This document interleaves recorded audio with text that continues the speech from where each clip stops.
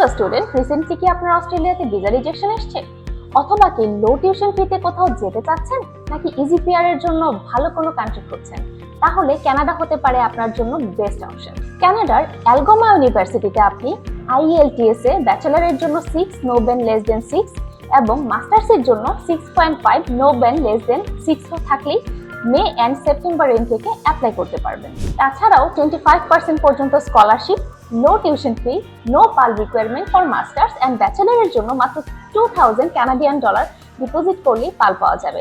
Long study গ্যাপে accepted. এবং ব্যাচেলরে কোর্স রয়েছে computer science and engineering, bachelor of business administration, psychology, economics, biology, social work, political science, English and law.